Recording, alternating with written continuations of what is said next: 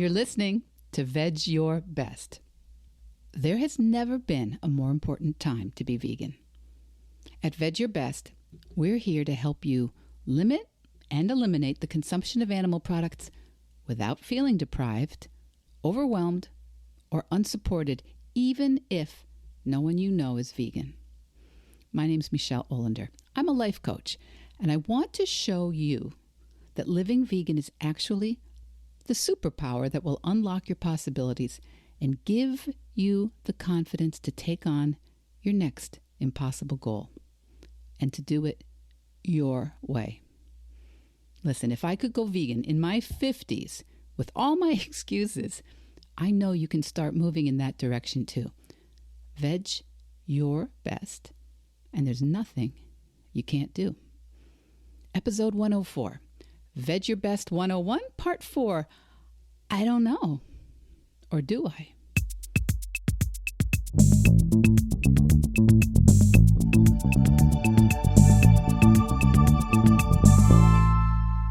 I don't know about you, my veg heads, my Veg Your Besties. I don't know about you, or maybe I do. Because when I say I don't know, when I'm really thinking how true it is, I just don't know. Well, it's not a very solution-forward situation. So this week we're talking about this I don't know habit. This I don't know habit of mind, because I've been hearing it from every corner of my life. Michelle, I just don't know what to do. I don't know what to eat. I don't know what to say. I don't know how to explain. I don't know why I couldn't stick with it before. I don't know how it would work. I don't know. And then recently, our 2-year-old grandson has started saying, I don't know, which is amazing to me, because it means our grandson is now cognitively aware that there are things people know, things he knows and things he doesn't know. And he also sometimes says it when he doesn't know what he knows. It's kind of like a handoff, sort of a, please, cut me a break. Can someone else field this? Is this a test? I don't know. Can you relate? Do you ever? Do you ever hide behind not knowing? So if I'm asking our little 2-year-old grandson, where's your toy? I don't know. Well, is it in your toy box? No. Is it in the car? No. Kitchen. Okay, let's look there. In my coaching practice, talking with people who are significantly older than my grandson, this is often the same situation. You know, in my life, not knowing is a response that I always like to challenge in my own life as well as a coach talking to my clients. Because I think I don't know is generally a lie that our brain tells us. It's a way our brain fobs us off. Yeah, can't help you. Don't know. Right? Because if you don't know, you don't know, right? Who can argue with that? How can I know if I don't know? And if I don't know, I can't be expected to change or do it or fix it. And that has its charms. So, case closed. My brain says, I don't know. May I leave? A lot of us get in the habit of being comfortable with that I don't know. And I think it starts in very, very early childhood. And you know, I remember the first time this was really challenged for me. I was in college. I have a background in art history, and my very, very first art history professor, the one who taught me Art History 101, and here we are at Vedge Your Best 101. So my professor, who was marvelous, taught us that when we were writing our exams, if you think you don't know, then tell me what you do know. So I don't know if you know how art history exams usually work. There'll be a dark room, and a projected slide in my days, now it's all digital, but a projected image of an artwork or a monument onto the wall. And the question would be, well, what is the date of the creation of this work of art? Who is the artist? What's the location? Any facts? Relevance. So if you're in this exam and there is something projected on the wall and you look at it and think, ooh, I don't recognize it. Can't tell you. Don't know.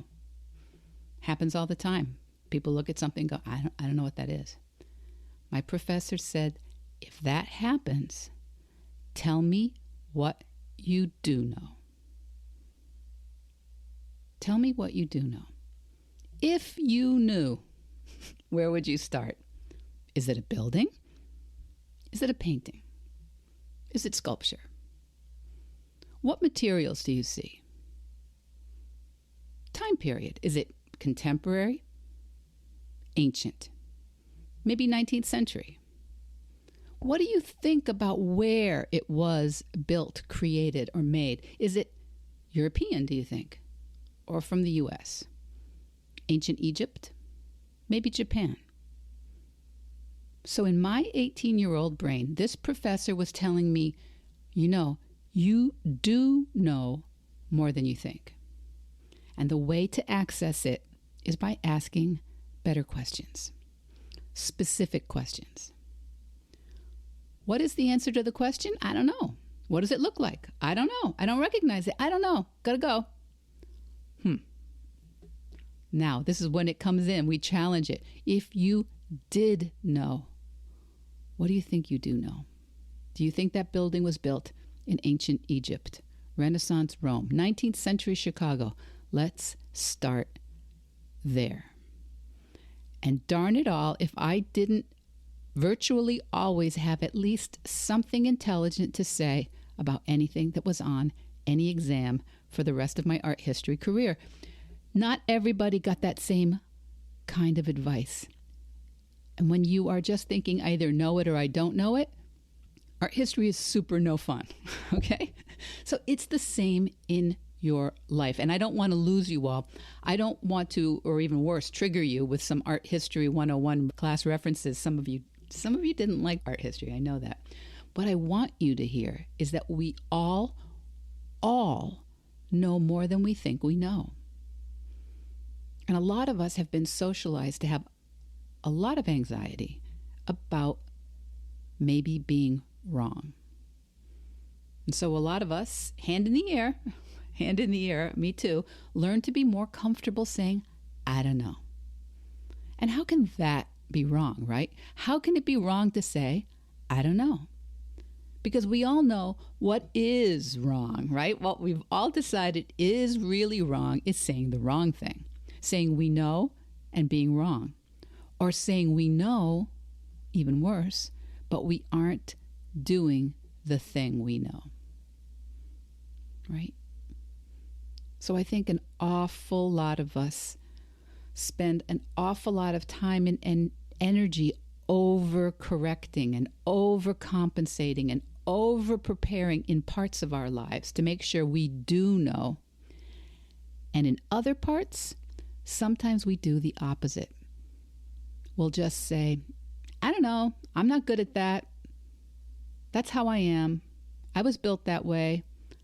I've never known how. I was never good at things like that. I don't know. So I don't know is one of those indulgent emotions, one of those places that an awful lot of us hide. Because if you don't know, then maybe you don't have to do anything. Not because we're lazy, because we aren't lazy. None of us here is lazy. But hiding in don't know might feel safer. Because we really, really, really, really, really do not want to be wrong. Or we're afraid that if we do know, that we're going to have to show up differently, do something different, believe something different, act in a different way. And those are both really awful choices, being publicly wrong or having to do or live differently. You know what? How about I just stay here and say I don't know? So this is the topic for today. This, in a nutshell, is the topic, and it is why I chose, as a life coach, to work in this niche of veganism or plant-based eating. This is how I want to concentrate on my coaching practice. This is why I built my Vedge Your Best methodology, because so many people would say, I do not want to eat all these animals, but I do not know how I would do it. How would I handle work? I don't know how to do social occasions without animal products. Or what would I feed my kids? I don't know how I would cook. I don't know how I would make this work with my travel schedule or my health issues or my spouse or shopping. Of course, I don't want to be eating animals, but honestly, I don't know what to do. I'm an animal lover, but I don't know what to do. And of course, it would be better for my health. But what would I eat? I just don't know. Kids, this was me too. 100% me too. I thought exactly the same. With some small specific distinctions, how would I do a Polish Christmas Eve with my family? Don't know. How would I travel to small Italian villages on vacation where people prepare local traditional specialties? Don't know. How would I make it work with my husband, my family? I didn't know. I didn't know either. And there are still plenty of subjects where I still catch myself in this magic land of I don't know. For example, I don't know how people get enough cardio and weight-bearing exercise and run a business and write a book. I don't know how people figure out which podcast platform to move on to. I'm on Anchor, in case anybody wants to advise me. I don't know how to decide what to wear in photos for my website. And that's no joke, because I'm in serious I don't know land for that. But I think you're getting my point, right? Don't know is a dead end. A cul-de-sac, if you will. I don't know shuts things down. It does not open up your mind. It implies, I think I don't know implies that there is some sort of binary world where either you do know or you do not know. But if you don't know, how does that actually look in your life? When I don't know, I sometimes just check out. I throw up my hands and go, you know what? That's not me. That's not for me. That's somebody else's issue. Just like differential equations. I figured out how to pass the exam, and now that's just not me. I don't know how to do it. Or maybe it looks like I don't know, but I should know. And so I wrestle with it in my mind, and then I overthink it, and I rationalize a lot, and then I justify a few things, and then I procrastinate. And then I punt, and then I decide to do lots and lots of research, or find another authority, or maybe a new authority, or maybe even an authority who does know, right? Research is one of the actions I do take when I'm in don't know land. Every time you say it, yeah, I don't know. Every time you say it, you are actually reinforcing it. You re-identify as someone who doesn't know.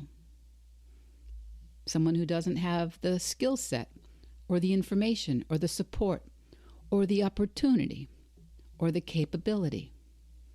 And you buttress this idea that you have no choice in the matter because you are powerless. You just don't know. So when my clients tell me, yes, I want to stop eating dairy, but I don't know how. Or I want to really commit to a vegan practice, but I don't know what I'm going to do on family events. Or my husband makes dinner most of the time. I don't know. What am I going to tell him, that he has to make different meals now? I don't know how to do that. Every time you say it, every time you think it, I don't know, it's concentrating on not owning the power you do have and not owning the knowledge you do have. Because it's really up to you, right? It is 100% up to you. And if you don't want to figure out a way to limit or eliminate dairy, if you're fine eating your husband's food, even if it means frequently eating chicken and cow and pig meat, then choose that. Decide. I'm asking you, instead of going vegan, to intentionally say, I choose today to continue to eat cow's milk. For when? For the week, for the month, for the year. I choose to eat animals whenever my husband cooks them for my dinner. I resolve to eat animals when it is at a family gathering. Instead of saying, I don't know how to do it, I don't know how it would work, just decide that what you're doing is your choice and that you know how to choose. Because, spoiler, it is your choice, right? You are currently making the choice not to change, not to insist, not to make a different plan. And I want you to know that I think that's okay. What you're doing is what you are choosing to do. And I would like anybody who is thinking, I want to have something different, but I'm not. Please make peace with the concept first that you are currently choosing what you're doing. That might sound like, what are you doing, Michelle? I thought you're supposed to help me go vegan. I help you go vegan by helping you take ownership of everything you do, whatever it is. You're still choosing to eat cow's milk. Okay, that's because maybe you want the taste, you want the convenience, you want the connection, or you're choosing to eat animals when you visit your parents or your in-laws because you want that situation. You are choosing to eat the meat your husband cooks you because you're choosing, not because you actually don't know how to do something else. And if those of you with the whole vegan, plant-based lifestyle, you've got that dialed in, what is it for you? What is it for you? I bet you have an area. What's the thing you think you would change, you do differently? The subject you're telling yourself you don't know how, you don't know enough yet. I'm sure you have one. Because that I don't know energy, that powerless insistence that you aren't choosing, that you just don't know, I'm telling you, wherever you are, it's sapping your energy and it's distracting you. Really distracting you from where all your power actually is. Because you telling yourself, I don't know, that's just going unconscious. That's just choosing the feeling of powerlessness, the feeling of incapable, the feeling of impotent, paralyzed, put upon. There are a lot of flavors of not knowing. So you're choosing those feelings of powerlessness over the feeling of maybe being wrong, maybe making someone annoyed, that feeling of maybe being embarrassed or maybe feeling inept or unsure or feeling isolated or maybe feeling disconnected. All those other maybe feelings are uncomfortable. So we decide maybe we'll just sit here, continue thinking, yes, I would love to, but I don't know. I don't know what exactly, and I don't know how.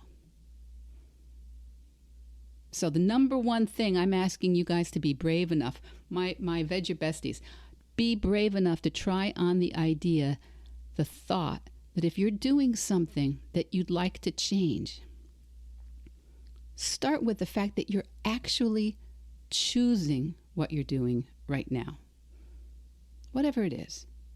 You are choosing, for example, you're choosing to eat cheese. You're choosing to overspend. You're choosing to scroll on your phone.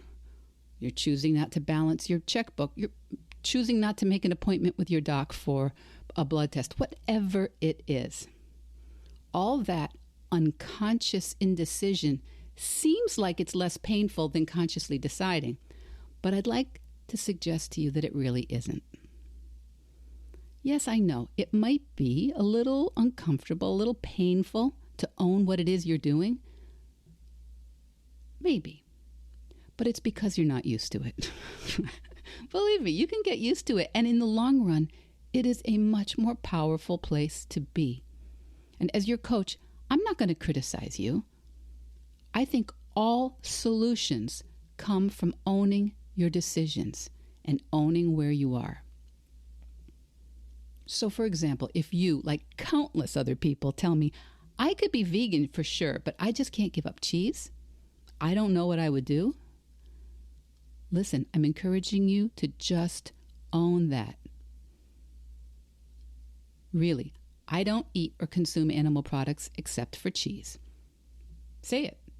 I eat cheese in these following forms or recipes or situations or companionship connections. In these situations, I choose to continue to eat cow milk or sheep milk or goat milk cheese. Just say it. So instead of saying, I could be vegan, but I can't give up cheese, I'm busting you on that. Be vegan. Just continue to eat the cheese. Decide. Own it. If you think, sure, I could be vegan, I would be vegan, but how am I supposed to handle the family get-togethers over the holidays? I don't know what I would even say to my mom. Then own that. You decide to no longer eat animals except on the following occasions with the following people. If you think, I would definitely like to be eating whole food, plant-based, but I don't know how I'd get my husband to change his recipes when he's the one who cooks, then own that. Decide that for now, for this period of time, for today, for the week, whatever it is, decide you eat plant-based except for the dinners your husband cooks for you. Please, consider trying this on. Start with what is true as an example of what you are choosing. And if it's not a vegan practice you struggle with, what is it? What are you saying that you can't change because you don't know how? Own where you are. Really. Start by owning your power. Tell yourself the truth. You will be amazed at how empowering that really is, even if you don't like it. Because when you own where you are, instead of hiding behind, I don't know, now we have a place to start. This is where you are. These are the things you're choosing. Let me tell you, it gets so much clearer. Now you actually do know what to do. Now you really do know where you might be able to make a change, or limit, or replace, or focus on another area for now. But as long as you're in I don't know land, nothing changes. And I know that you see this in everyone you know, right? You've seen this forever, right? In other people. They say, well, this is a problem. And then they say they don't know what to do about the problem. And you give them a good suggestion of what they could do. And they never do it. Who here hasn't been through that? The teacher arrives when the student is ready. And that's what I do. I don't teach you. I help you get ready to use the wisdom, the advice that you actually know. While you keep thinking, I don't know, nothing changes. It's like my art history professor suggested. Tell me what you do know. Put that down. If you did know what to do, where would you start? What would you start with if you knew no one was going to tell you you're wrong? What would you try if no one was going to judge you? I'd like to say that it starts with a 30-minute conversation.